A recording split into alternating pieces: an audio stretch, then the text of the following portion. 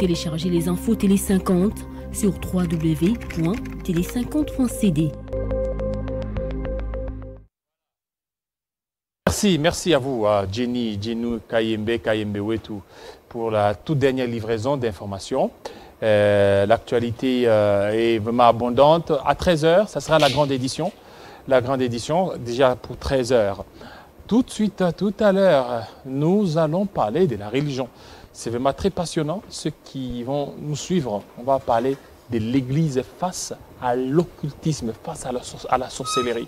Ça, on peut changer les thématiques, mettre un peu la politique de côté cette fois-ci, parce que la politique, il y a trop de nerfs, trop tendu. Nous allons parler autre chose avec le pasteur Roger Baka. Bienvenue, homme de Dieu. Merci beaucoup, David Kilolo. Je viens d'assister à un débat des sciences, des grands esprits. Merci beaucoup. Voilà, merci surtout la promptitude avec laquelle vous avez répondu à notre invitation. Aujourd'hui, on va parler de l'occultisme. L'occultisme qui revêt l'habit, on peut dire, sacerdotal, avec ces phénomènes kabbalistiques. Tout le monde veut devenir prophète. Prophète avec des précisions, des noms.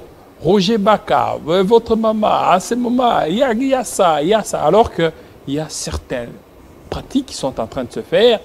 J'ai suivi des vidéos très effrayantes. Je me dis, ah bon, il y a des gens, des pasteurs ici à Kinshasa qui se font baptiser dans des kabbales juives pour devenir des grands prophètes. C'est vraiment très écœurant. Roger Baka. Merci beaucoup, David. Ce que tu es en train d'aborder, ce sont les conséquences de la déviation de la foi chrétienne. Et ce sont des gens qui descendent de sectes qu'on appelle des sectes gnostiques. La gnose. C'est-à-dire que c'est un mot anglais qui veut tout simplement dire la connaissance. Et les sectes gnostiques trouvent leur origine dans ce que nous appelons les grands mouvements philosophiques qui ont infiltré les religions ou les églises, comme tu le dis. Et parmi ces éléments, j'aimerais te demander 2, 3, 4 minutes pour essayer un peu de te présenter l'origine des choses. Comme je le dis la fois passée, les grandes religions existent. Et parmi les grandes religions, nous avons d'abord défini la religion la dernière fois comme un ensemble déterminé de dogmes et de pratiques qui lie ou qui met en rapport l'être humain face à ce qu'il considère comme sacré. Dans ce cadre, nous avons épinglé, premièrement, des religions qui donnent comme affirmation l'existence d'un seul Dieu, dans lequel vous verrez plusieurs religions, dont 2 ou 3 qui se ressemblent. Vous avez l'islam, vous avez le christianisme, le judaïsme aussi. Mais malheureusement, il y a aussi des religions, par rapport à ta question des prophètes qui prophétisent. Ce sont des pratiques et des dogmes qu'ils respectent dans leur religion. On suppose que ces gens sont du christianisme. Pourquoi? Parce que lorsque vous allez dans le livre d'Éphésiens 4:11, le christianisme dit que Jésus-Christ lui-même, le fondateur du christianisme, non pas descendant d'Abraham. Faites attention. Jésus-Christ, dans le christianisme, il est descendant de la génération davidique. Il ne se présente pas comme un prophète dans tous les autres cas. Il est lui-même Dieu fait chair en accord avec Jean 1:1. Mais maintenant, dans le livre d'Éphésiens 4:11, on nous dit qu'il a fait aux uns comme apôtres, aux autres comme prophètes, aux autres comme évangélistes, aux autres comme docteurs et pasteurs, pour une mission bien précise. Le perfectionnement de saints, l'édification du corps de Christ, et pour permettre à chacun d'atteindre son ministère. Maintenant, le phénomène dont vous parlez de l'occultisme, l'apôtre Paul évoque déjà cela dans le livre de Éphésiens, au chapitre 5, déjà vers le verset 10, il dit, par rapport à ta question, examinez ce qui est agréable au Seigneur. Maintenant, dans le verset 11, il dit, et ne prenez point part aux œuvres stériles du monde des ténèbres, plutôt condamnez-le. Pourquoi il demande que nous puissions le condamner avec toi, par exemple, sur ce plateau? Parce que le verset 12 donne la réponse de l'occultisme. Car il est honteux si on vous dit ce que ces gens font en secret. Voilà les mots occultes. Les mots occultes veut dire, il y a des pratiques que nous voyons sur le plan public. Mais en cachette, les techniques d'initiation que ces gens font pour apparaître en public, si on vous les dit, c'est tellement honteux qu'on ne saura pas les rencontrer. Voilà la raison pour laquelle, ici nous parlons de l'église en accord avec Matthieu 16, déjà vers le verset 16, 17 et 18. C'est la première fois que l'on mentionne le mot église là. On dit, tu es Pierre. Moi je t'appelle Roc. Sur toi je bâtirai mon église. C'est-à-dire que l'église, c'est l'ensemble des hommes et de femmes qui acceptent d'abandonner leur vie passée pour accepter les enseignements, les pratiques enseignées par les livres synoptiques qui nous relatent les œuvres terrestres de notre fondateur, à savoir Matthieu, Marc, Luc et Jean. Mais ce que tu dénonces là, ce sont des pratiques qui viennent de mouvements philosophiques que nous appelons autrement les Illuminati. Dans l'église. Exactement. Est-ce que le kabbalistique, là, c'est toujours dans les Illuminati? Le mouvement kabbalistique descend du mouvement qu'on appelle le judaïsme. Oui. Le judaïsme a pour père fondateur Abraham. Malheureusement. Parce qu'eux, ils disent l'aspect mystique du judaïsme. Justement. Et il y a d'autres choses qui n'ont pas été enseignées par Jésus et par d'autres, mais eux, connaissant cette réalité, voilà pourquoi. Et qu'ils peuvent faire appel aux anges et peuvent facilement commencer à vous donner des détails. Voici les choses que tu énonces. C'est-à-dire qu'il y a un certain nombre d'enseignements. C'est pourquoi je te dis que le christianisme a ses fondements. Oui. Dans le christianisme, David Kilolo, voici le premier fondement. La découverte de ce que l'on est par rapport à Dieu. Qui es-tu par rapport à Dieu? Je suis un esprit, ayant une âme, mais qui habite dans un corps. Deuxième fondement du christianisme, la découverte de ce que l'on a. La pensée exacte dans le deuxième fondement, c'est d'aider chaque chrétien à connaître le but pour lequel il est entré dans le temps. Troisième fondement du christianisme, la pensée élevée à la hauteur de Jésus-Christ. Quatrième fondement du christianisme, la maîtrise du facteur temps ou la loi de la planification. Voici les 4 fondements qui ne sont plus prêchés. Maintenant, ce que tu me dis là, ce sont les déviations de la foi chrétienne qui émanent du judaïsme. Celui qui fricote avec le judaïsme, nécessairement tombera dans le kabbalisme juif. Le kabbalisme juif fait route commune avec les mouvements philosophiques de la franc-maçonnerie, dans la branche église dite de Reveil. Là-dedans, vous avez des cours comme l'angéologie, l'apparition des anges. Vous savez qu'il y a des anges déchus. Si vous lisez Apocalypse chapitre 9, le verset 11, 12, 13, je vais paraphraser. Il dit, à l'ouverture de la 6e trompette, délier les 4 anges qui bloquent la rivière Euphrate. L'ancienne Mésopotamie, aujourd'hui Irak. C'est pour te dire quoi? Les enseignements de l'angéologie ne font pas partie des enseignements du christianisme. Nous avons encore autre chose, c'est ce que tu viens de le dire. Le voyage astral. Et dans le mouvement kabbalistique, il y a des voyages astrales. Il y a le voyage astral, il y a l'angéologie, il y a la démonologie. Toujours dans le mouvement kabbalistique. Justement. Maintenant, ce que tu abordes là... Mais c'est donc, ils font des délivrances. Il y a un ange qu'on appelle déchu Samaël. Samaël. Voilà. Cet ange déchu s'appelle l'ange de la clairvoyance. C'est-à-dire, il donne capacité et habileté à quiconque l'active d'avoir une certaine précision dans les prédictions prophétiques. Samaël. Samaël. Et vous en connaissez comment? Vous avez pratiqué ça? Tu sais, le vrai problème qu'on a en RDC, c'est que les gens ont estimé que le pasteur, c'était les hommes le plus abrutis de la capitale. Et cette considération a détruit la personnalité de l'Église jusqu'à faire manquer à l'Église une certaine considération politique. Vous me demandez pourquoi, je le sais. La réponse est simple. Un prédicateur de l'évangile est appelé en allemand forscheur. En français, chercheur. C'est une personne qui mène des investigations sur la profondeur des Écritures. Ce qui le renvoie nécessairement à faire de lecture pour pouvoir découvrir la vérité, la protéger et la transmettre à d'autres générations. Vous savez qu'il y a un certain monsieur qui s'appelle Adam Weishaupt. C'est un grand prêtre jésuite. L'infiltration du catholicisme a commencé là. Comprenez que c'est dans le catholicisme qu'il y a eu le mouvement du protestantisme, avec des gens calvins. Maintenant, après le protestantisme, est né maintenant l'orthodoxie dont nous parlons aujourd'hui, le christianisme et autres.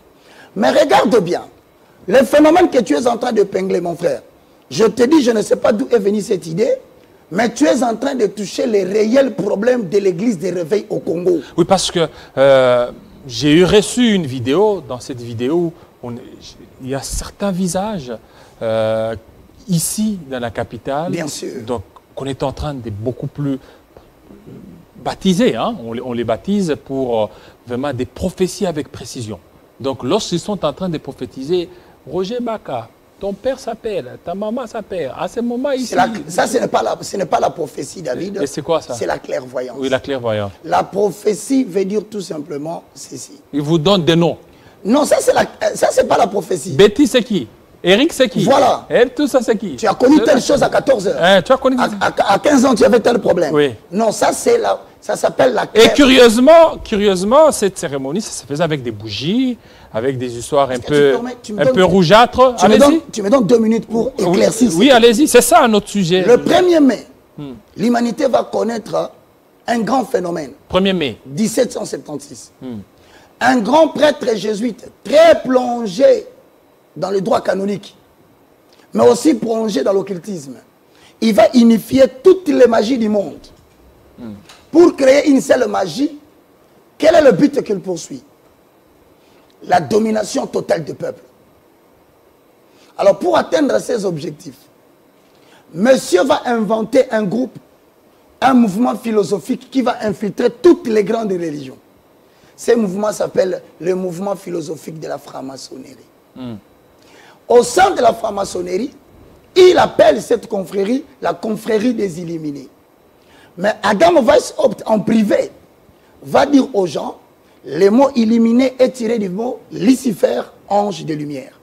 C'est le premier mot qui circule dans la bouche de tous les faux prédicateurs qui sont dans le judaïsme, dans le kabbalisme. Vous les entendrez toujours parler de lumière. Ils vont jusqu'à vous dire que l'homme a été fabriqué par la matière lumière. Et si tu vas, on n'a pas honte de le dire aujourd'hui, ce sont des religions qui sont partout. Vous allez sur l'avenue de la Science, vous trouvez le Maïkari, vous allez à Yolo, vous trouvez les Cancars, vous aurez le message des Graal. Donc, il y a des mouvements philosophiques, parce qu'on a dit que l'État congolais était laïque, qui aujourd'hui ont infiltré même les églises de Réveil. Malheureusement, écoute-moi, monsieur Weishaupt va établir un logo. Ces gens fonctionnent toujours avec des matériels didactiques qu'on appelle les éléments d'initiation. Vous avez parlé de la bougie. Très chers amis, vous devez reconnaître une chose. La bougie n'a pas de place dans le christianisme. La bougie, c'est la première unité du langage franc-maçonnique. Quand vous voyez une bougie à plusieurs couleurs, rouge, bleu, noir, tout ça, ça symbolise quelque chose et a une importance capitale dans l'initiation de la personne qui est devant vous. À part la bougie, prenez les billets de 1 $, nul n'a besoin de le cacher. Tournez derrière, vous verrez qu'il y a un logo là, il y a une pyramide avec une autre petite pyramide au-dessus, il y a un œil à l'intérieur dont les lumières se propagent dans toutes les directions. Mais curieusement, j'ai vu, il y avait même le drapeau israélien. C'est pour te dire qu'en Israël, il y a le judaïsme, il y a le christianisme. Tu entends parler des juifs. C'est-à-dire que dans l'ancienneté d'Israël, Bokoko ya Israël. Le Bokoko d'Israël appartient à Israël, pas aux nations. C'est quoi? Le père fondateur, c'est Abraham. Les livres qui sont acceptés chez eux, il n'y en a que 5. Ça s'appelle le Pentateuque. Nous commençons par Genèse, Exode, Lévitique, Nombre et Deutéronome. Maintenant, les descendants d'Abraham, je parle des descendants juifs, c'est eux qui sont obligés d'observer leur religion là. On ne doit pas le prêcher en RDC. Maintenant, les drapeaux que tu vois, je te révèle le secret. Les drapeaux là, ont ce qu'on appelle la pyramide. Oui. Tu vois la pyramide. Tu vois une pyramide, lorsque vous le mélangez à deux, ça produit quoi? Une étoile. Prenez la pyramide dont la pointe est au-dessus. Prenez aussi la pyramide dont la pointe est en bas. Mélangez-le, ça vous produit une étoile. Maintenant, le problème de ceux qui pratiquent ces prophéties-là dans le cadre du kabbalisme, c'est quoi? C'est qu'ils vous disent les choses publiquement. Mais en secret, cela représente autre chose. Si vous prenez cette étoile, on ne vous dira pas que c'est l'ensemble des deux pyramides entrelacées. On vous dira que c'est une étoile. Alors que deux pyramides entrelacées, séparées, donnent la première pyramide au sommet, ça s'appelle la confrérie des Illuminati, de la franc-maçonnerie. Mais quand vous prenez le pointe, vous mettez en bas, ça devient la rose-croix. Ça entre dans l'ordre de l'ancien mystique ordre de la rose-croix. Mélangez tous les deux, ça vous produit une nouvelle confrérie qui opère même dans les églises de réveil. C'est-à-dire qu'ils ont une branche à qui on est en train de donner la dotation de la formation des illuminés. Qu'est-ce qu'on appelle illuminés? Ce sont des personnes qui sont allées au-delà de la connaissance que la Bible nous transmet. Voici leur pratique. Premièrement, ils activent les anges, parce que ça doit se faire par activation des anges. Des anges, oui. Quand ils activent les anges, il y a plusieurs cérémonies. Premièrement, pour la bonne image sociale, c'est entre guillemets pasteur, ne peut pas porter des choses dans son corps parce qu'on risque de facilement identifier les éléments symboliques parce que ce sont des gens qui sont très difficiles. Ils se séparent difficilement des symboles. Maintenant, lui, pour la bonne image sociale, pour protéger les bandits qui acclament toujours, qui ne veulent pas comprendre la vérité parce qu'ils ont été frappés d'un esprit d'égarement venant de Dieu, il va utiliser plusieurs méthodes. Parmi les méthodes, la technique, la première, c'est la magie par le code vestimentaire. C'est-à-dire? C'est-à-dire qu'il porte la magie dans son corps. Et pour porter la magie dans le corps, je suis désolé, les émissions, pareil, il ne faut pas beaucoup le faire. C'est un conseil, David. Parce que tu risques de t'attraper une foudre. Aujourd'hui, la franc-maçonnerie est très répandue dans le monde.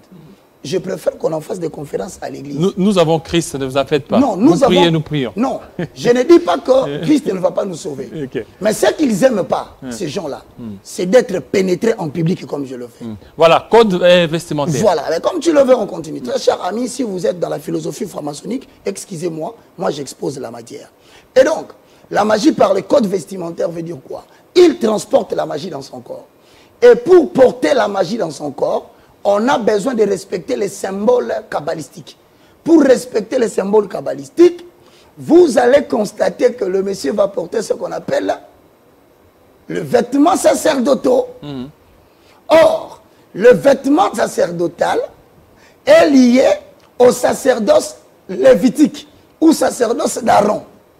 Mais nous ne sommes pas de la descendance d'Aaron. Même Jésus-Christ de Nazareth, il n'est pas descendant du sacerdoce d'Aaron, ni lévitique. Il est descendant de la tribu de Juda. Voilà pourquoi, en lieu et place qu'il porte les habits du sacerdoce, Jésus est venu avec une tunique fin lin. Donc, les apôtres ne portent pas des habits de sacerdoce. C'est un langage. Chaque tenue de sacerdoce représente une pratique respective. Si tu vois quelqu'un habillé en noir, ça représente quelque chose. En rouge. Habillé en rouge, ça représente quelque chose. D'autres en mauve. En mauve. On a vu... Et je vais te donner une technique très simple, très subtile. Pour renverser les acquis de la croix et ramener tout un peuple en captivité par rapport à une magie quelconque, vous n'avez qu'à porter un habit sacerdotal. Et vous savez qu'est-ce que vous faites? Sur votre habit sacerdotal, portez la croix comme logo, un dessin, un design sur le manche. Lorsque vous soulevez le main comme ça. Vous possédez les gens? Non. Regarde, quand tu vois une croix là, oui, la tête est en haut. C'est-à-dire que vous parlez d'une croix normale. Mais lorsque vous voulez entrer dans les pratiques occultes, si vous baissez le main, regardez la position de la croix, elle est renversée. Dès que la croix est renversée, il suffit d'un petit mécanisme. L'activation est faite et ce sont le renversement des acquis de la croix qui se font en plein milieu de culte. Voilà, il y a d'autres qui ne portent pas. Il y a Voilà, là maintenant pour la bonne image sociale. Alors, ceux qui ne le portent pas, ils font l'initiation du temple. C'est-à-dire? C'est-à-dire que vous n'êtes plus dans une église, vous êtes dans un dojo. L'initiation du temple consiste au fait qu'au lieu de pouvoir pratiquer la magie par la Bible, on va seulement initier les temples. Donc, le temple devient un dojo. On consacre les temples à une divinité. Comment on le fait? Certains, je m'excuse pour ceux qui seront fâchés, mais moi, on m'a invité. Certains vont prendre, par exemple, le sacrifice des animaux. Tu vois une chèvre. On peut prendre une chèvre en plein milieu de minuit. C'est-à-dire, à l'heure où tout le monde dort, les œuvres des ténèbres commencent. On va faire une pratique initiatique. On va tuer la bête. Mais la bête qui sera tuée sera décapitée par le responsable, entre guillemets, titulaire de l'église. Il viendra à minuit, tu vois à l'entrée de l'église là. On peut même enterrer la bête là. Deuxième technique. Si on n'enterre pas la bête, on peut utiliser un animal pourri dans un quartier qui dégage une sale odeur. Nauséabonde même. Maintenant, le nombre de moustiques et de mouches qui affluent. C'est même des bandimi. Voilà les gens qu'il va attirer. Vous verrez quelqu'un venir dans une église. Il est assis dehors, à plus de 100 mètres du prédicateur. Il n'écoute rien. C'est seulement lorsqu'on dit Amen, Amen. Il est respectueux de cette place-là. Vous lui posez la question, mettons-nous d'accord, frère. Tu étais parti pour écouter la parole. Mais tu ne vois même pas le prédicateur. Tu ne l'entends même pas. Ça s'appelle le carpette. Carpette. Vous êtes devenus des carpettes. Vos esprits sont soumis. C'est toujours dans le monde kabbalistique. Le domaine le plus frappant aujourd'hui, c'est ce que tu parles, hein, la clairvoyance. Cela consiste en quoi? Cela consiste à activer l'ange Samaël qui donne une certaine intelligence au-delà de la normale à celui qui se tient devant les gens pour faire des prédictions exactes. Ce n'est pas ça la prophétie. La prophétie, il y en a deux. Parce que j'aimerais bien qu'un jour, qu'on se mette là, qu'on fasse la différence entre les prédictions kabbalistiques, qu'on appelle l'exercice kabbalistique de la clairvoyance, et le prophétisme en Israël. Israël a le premier prophétisme dans le cadre de l'Ancienne Alliance. Même cette pratique-là n'existait pas. Rappelle-toi, lorsqu'il descendait aux enfers politiques, parce que vous venez de parler de la politique, lorsqu'il était à la descente des enfers politiques, Saül constata qu'il est en train de partir et que sa notoriété baisse. Qu'est-ce qu'il fait? Il va rentrer dans une pratique judaïste. Il demande qu'on l'amène une femme qui fait la consultation des morts. Or, c'est une pratique interdite. C'est dans le livre de 1 Samuel. Quand il voit la femme, il lui dit, invoque-moi l'esprit de Samuel. Saül le fait pourquoi? Parce qu'il sait qu'il y a quelques pratiques dogmes qui peuvent vous lier aux morts. Ça se fait ici dans des cultes. Vous verrez un prédicateur prendre un micro, tendre à une personne qui supposerait être en transe. Cette personne qui est en transe sera utilisée comme un médium. C'est-à-dire une personne intermédiaire entre les vivants et les morts. Si ce n'est pas lui qui prophétise selon ses pratiques, c'est la personne qui raconte les phénomènes que personne ne connaît jusque-là. Et pour jouer le tour, il faut dire qui es-tu, qu'as-tu fait dans ce corps. Alors que la personne qui parle, ce n'est pas la dame, elle est simplement hypnotisée. C'est le transit des esprits des morts qui utilisent la femme pour dire des choses à l'église. Mais c'est la délivrance, non? Et nous, on l'a fait, personnellement je l'ai fait, c'est-à-dire que vous priez et puis l'esprit commence à se manifester. Tu sais pourquoi? Donc, tu sais pourquoi je te comprends? Parce que c'est une pratique que tu as trouvée. Oui. Je te dis que la religion, c'est l'ensemble des pratiques et des dogmes qui mettent en relation l'être humain et le sacré. La délivrance dérive du verbe délivrer. Délivrer signifie libérer quelqu'un d'une puissance qui est beaucoup plus forte que lui. Vous parlez de pratiques de délivrance, moi je te parle de la délivrance. Jésus-Christ n'est pas venu sauver l'homme des démons. Non. La seule puissance qui a maîtrisé l'humanité jusqu'à nos jours, jusqu'à ce que Jésus fasse sa descente terrestre, c'est le péché. Et la Bible dit le salaire du péché, c'est la mort. Voilà pourquoi Christ a vaincu le péché. Aujourd'hui, si vous devez délivrer les gens, prêchez-leur la bonne nouvelle en accord avec Jérémie 23, 20 à 23. Dites-leur de se repentir de la méchanceté de leurs mauvaises actions. Amen. Prêchez l'évangile de la repentance. Ok, merci. Les démons n'ont accès dans la vie des gens que lorsque ces derniers ouvrent une large porte à la vie du péché et de l'iniquité. Merci. Donc, je te dis merci pour cette initiative que je trouve risquée.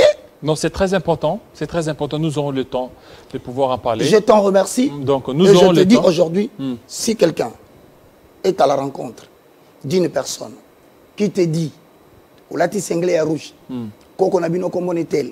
même s'il le pratique dans le culte, moi, le moindre de tous, le galérien, le plus petit de tous les hommes de Dieu de la République démocratique du Congo, je vous informe, appelez la police.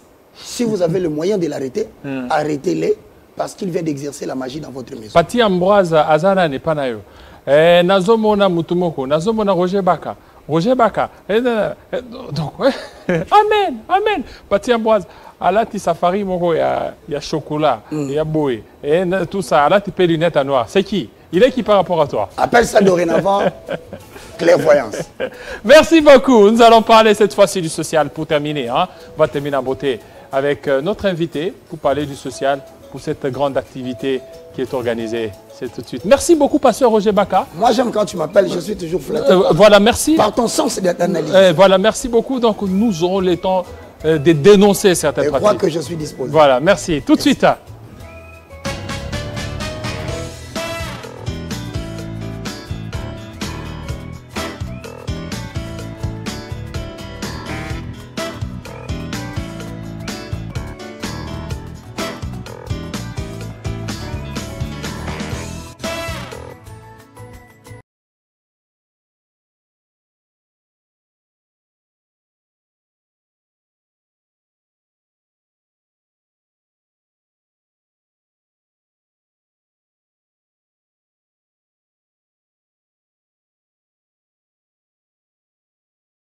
Ma louange ce soir et que tu puisses